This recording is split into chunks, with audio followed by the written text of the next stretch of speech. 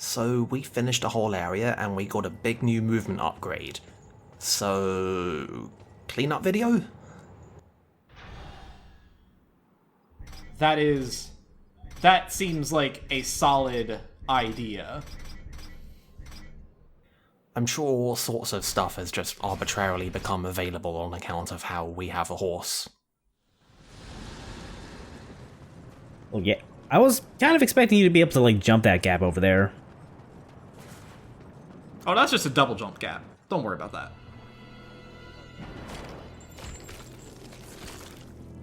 One more. Just one more. And then more. You get your tower. Silitha's web-infested lair is far across the great chasm in the Ashlands. Ruin has yet to regain much of his strength, but he will make the distance. As for Silitha, just get there, and she'll find you. The Brood Mother is a collector of sorts. Most enter her realm. She feeds to her young, the one she takes an interest in. Those are the unlucky ones. Those she keeps alive, and they can live a long time. Long enough to tell her things. You could say she collects stories, information. What stories will she tell me about you, Samael? Careful, or your ending will be a tragic one. Sometimes the hero dies in the end. But horseman, I like stories that have a happy ending. Now bring me the final heart. I can't believe Samael would just drop massive endgame spoilers like that. How rude. But that was exactly the length that those cutscenes should be. Unlike the last one was like 3 times too long. That was about right. Also, I'm a big fan of the whole motif with like the spider spinning a web, working on both the literal and the figurative levels. That's like, I think that's what they call writing. So it turns out there is in fact absolutely nothing to this particular thing. You just literally throw yourself off the cliff and just come down here. Natch. For a second there, I thought there was just nothing in that chest. I was like, wait, this is taking too long. This game takes a while to tell you about the things you've picked up. Yeah, it has, like, on reflection, it has been a thing. Like, every time we pick up a thing, we see, like, it happens, and then we get, like, 5 seconds of gameplay, and then, hey, you got a thing. Yeah, like, I think, well, we were swimming around last time. I think Artix picked up a heart piece, and it took a little bit for it to tell us, hey, you got a heart piece. So we're back in the Twilight Cathedral because I somehow missed the literal most basic puzzle in the fucking universe. Light the torches.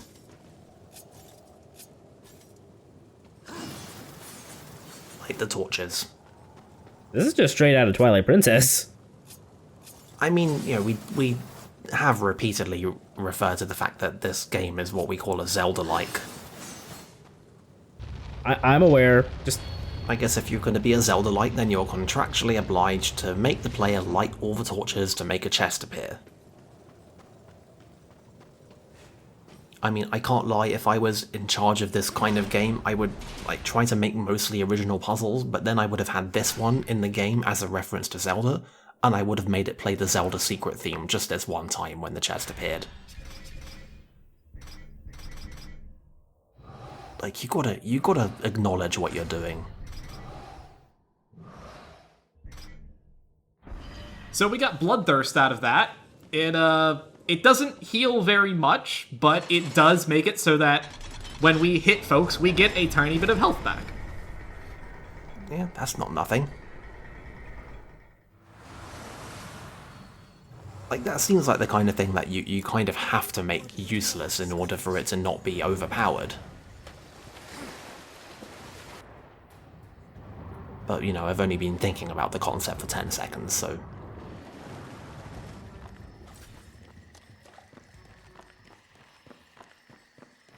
I don't know. It being a passive feels weird to me. Like it seems like the kind of thing that ought to be a selectable thing that you can invoke for a little bit of time at a moment of great convenience. Yeah, like, there's something like this in Symphony of the Night, and it's a spell you have to cast where if you get an enemy's blood on you, Alucard heals a little bit, but that does only last I don't know how long it lasts, but not very long. It's like to give you a thing, to make you commit to something, to make you make a decision, and then to have an element of risk to it. So like when you want to heal, like you can heal by doing this, and it will be more efficient maybe than healing otherwise, but it will mean that you'd have to take a risk. But it's the kind of design that would motivate players to take risks that they otherwise wouldn't, aka actual game design.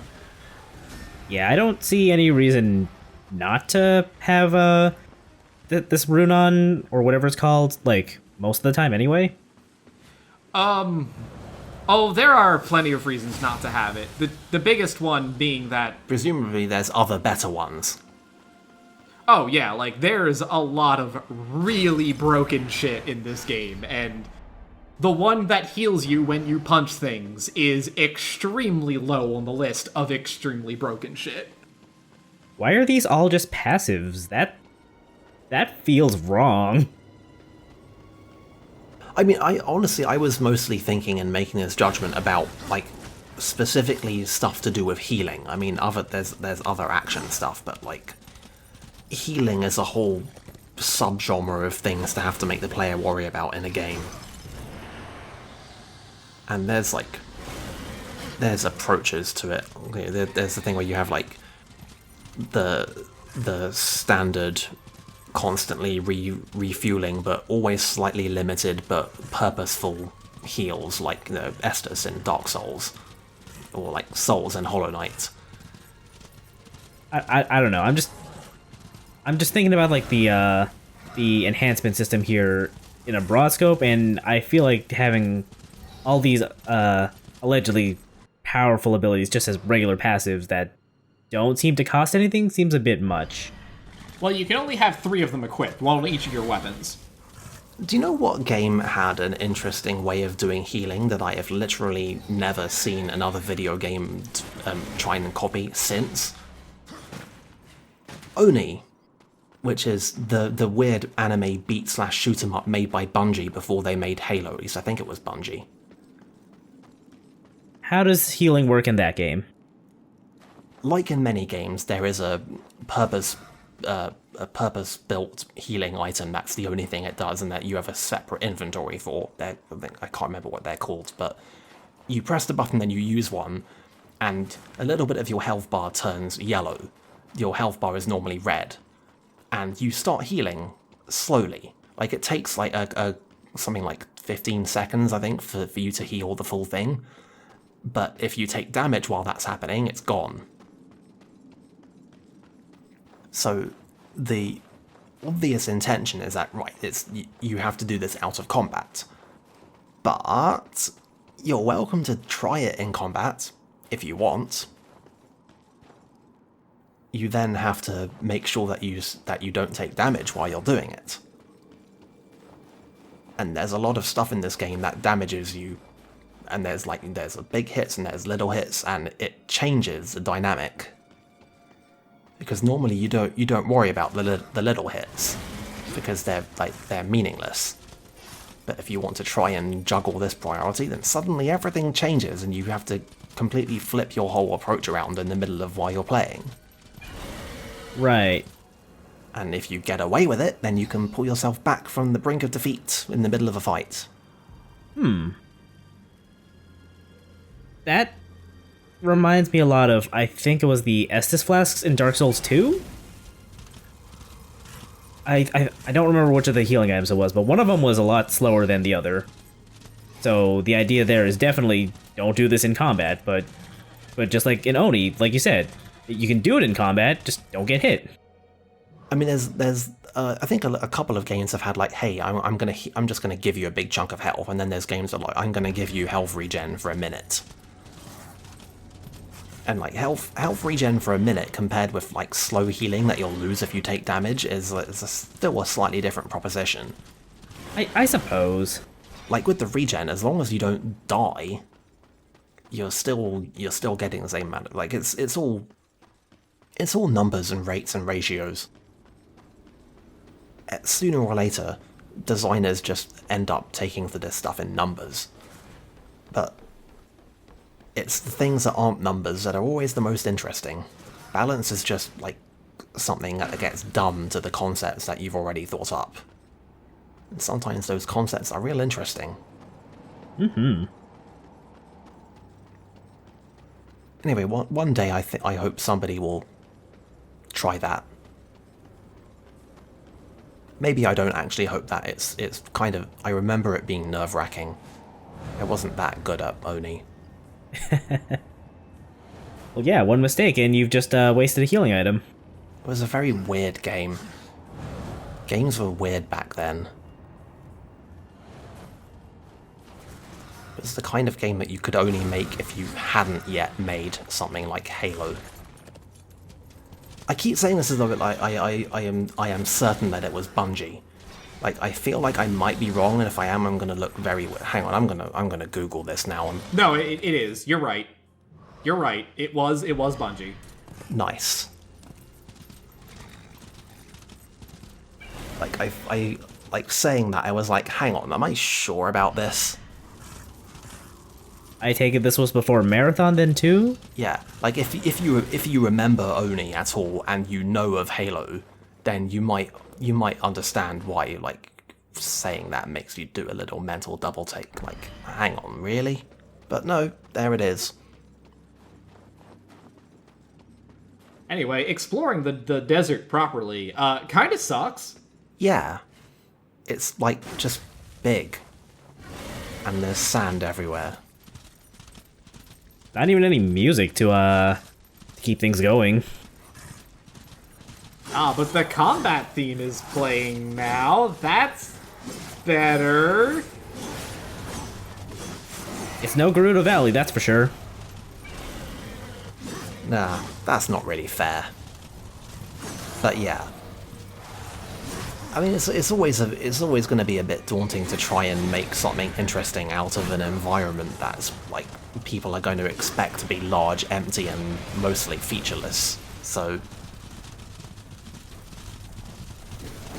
wait, can you like lose your horse for a time or? Well, what happens if I got knocked off of it because of damage? Oh, okay, but your horse doesn't like have its own like individual health bar. No.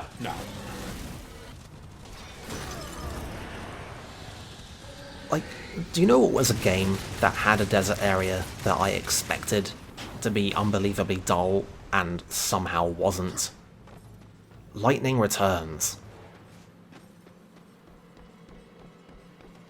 Remember that? It's not ringing. It's not ringing a bell. Maybe you say, can you give me some more info on it? Well, I know of a couple of videos that I could show you. But in actual seriousness though, like it's just a little thing that you can do because they decided, right, Journey exists. People like sliding down sand dunes in Journey, so we're gonna have that in our game. And it was enough. Like, it's just a little nice thing that you can do, and it gets you around faster, and it's like nice and satisfying to do. It doesn't matter that there's barely anything in this place, because just getting from A to B is like a tiny little playground, and it just happens just barely fast enough for you to not get completely bored of it. Which is something that kind of doesn't happen in a large, featureless place that you ride a horse around in, even if that horse is fast. Even if the horse gets you there faster than sliding around on stuff. It's like one of the weird game design psychology things That doesn't make sense, but damn do I feel it. Maybe it's because just the act of sliding around is inherently more fun than just riding something? I feel like I've said this in another one of these videos, that there's a factor to this stuff where if you're actively doing something, even if it takes you longer, it doesn't feel as boring and repetitive as doing a less fundamentally interesting thing for a shorter time. Right, right. And it's how you get these things where like a 5-second hold up in a game can somehow feel more annoying than having to take a minute. Artist. Seriously? I am going to murder this horseman. I mean, you not only did this, you did this right in the middle of me talking about doing a repetitive thing that possibly takes a bit longer. It was worth it, damn it. I'm glad that horse disintegrated. It looked like it was having problems. Like, come on. Just work with me here, okay? I think he was working with you. Why are you like this? Anyway, if we were so inclined, we could go to our left and it would take us back into the Ashland dungeon area, but there's nothing there. Yeah, I was gonna say, is there even anything left to pick up there? No, we're getting the fuck out of here. And you know what bodes well about this? The whole thing where we were told that, oh, it's a long way, but don't worry, you got a horse, so it will be tolerable. Presumably it's going to do a fade out between points.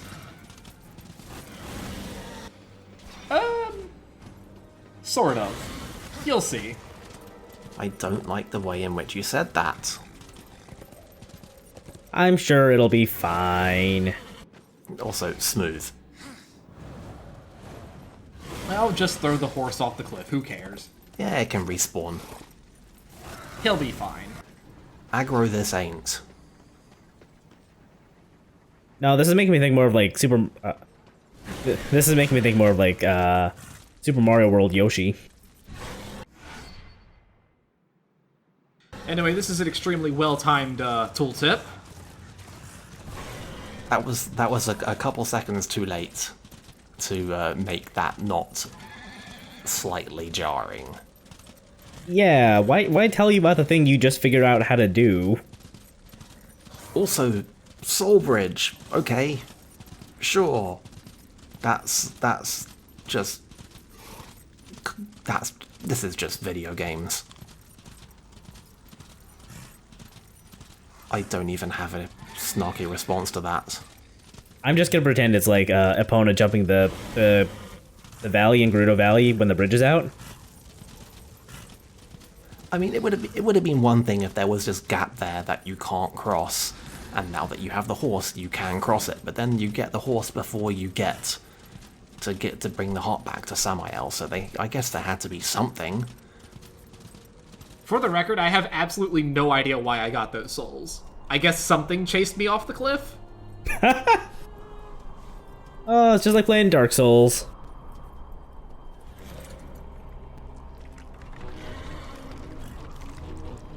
Anyway, I hope y'all like spiders, because next time we're going to Silva's lair. I mean, that was extremely apparent from the whole prelude that we got. I don't think they were very subtle about it. I mean, yes, but I mean, like, legit, like, there are fucking spiders everywhere here, so... Right. Yeah, I guess it bears repetition.